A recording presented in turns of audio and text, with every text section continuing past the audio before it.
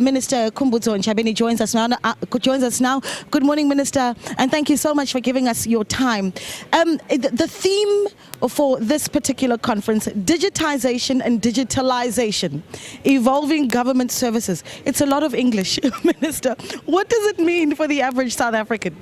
It's simple. Digitizing means converting paper into electronic records. So it means the old records then get scanned and catalogued into become electronic records. And digitalization means automating the processes. So that's the simple short of it.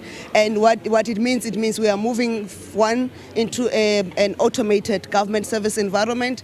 And when we do that, we must also go back, because your records, for instance, as Naledi, it must be traced on who's your mother, where's your birth certificate. So those were done in paper. So we must then convert that, which is the digitization. And that's the work we're doing. And for us, it's important that we do that because the economy is going digital, so government cannot be stuck, but it's more efficient. Imagine if you could get to your information on Home Affairs in less than 5 minutes on your device. It would be much quicker for everybody. So what we are doing is to try to improve access to services, that citizens don't have to move to government offices. They don't have to stand in queues. From the comfort of their homes, on the palm of their hand, they can then have access to that government service. Yeah, you've got role players that are attending GovTech this year, from small to medium enterprises all the way up to big business. What is it exactly that you want to see at the end of this conference?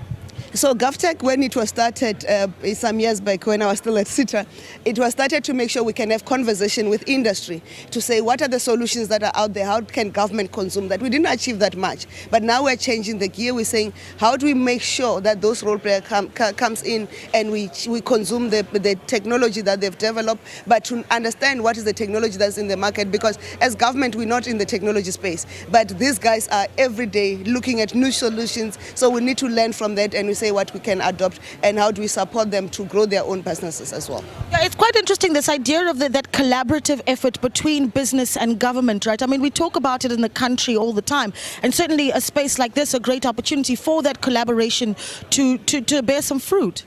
The collaboration, actually, I must credit our industry. It has been great. Even majority of this event has been through sponsorship, because they know the value of that interaction, the conversation, but also it drives government agenda and policy making. That's why we've got various discussions, various tracks that we are talking, having conversations to say, is this the right path to go? What will be the most convenient path to go? And there's a track that's focusing on digitalization, and I've made a commitment to go paperless, and we're discussing whether my timeframes are realistic, and they're giving us feedback, and to make that realistic, what are the solutions they can bring for us to use.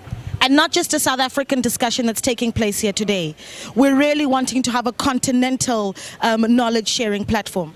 Yes, what we found amazing was that Africa always traveled to Europe and everywhere else to discuss solutions about Africa. And we said, in terms of technology, South Africa is quite well advanced. And maybe we are lagging in government, but industry, we're quite well advanced. And then we decided that let's position GovTech from this year onwards as a continental event. And we are grateful to my counterparts from Zambia, from Namibia, from Burkina Faso, I think even Zimbabwe, they are here, so that we can have these conversations and say, how do we take the solutions out there, but also give them the exposure, but also bring their companies into South Africa to say, what are they learning? How do we share that? So for me, I'm really grateful that we have started on a good footing in terms of our expansion to make GovTech not a South African showpiece event, but a continental showpiece event on ICT.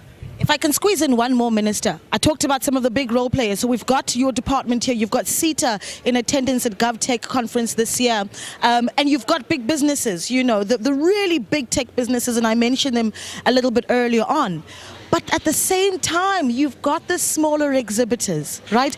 You've actually created space for the small innovators of South Africa and the continent. So we've made a commitment that South African government is going to support SMMEs, because any other country that has developed is on the back of SMMEs. They create more jobs. And what is interesting, they're not just exhibiting. We have the GovTech App Store that we are launching, the South African App Store, government-driven expo, which we are going to make it continental. It's going to be available from the 1st of October.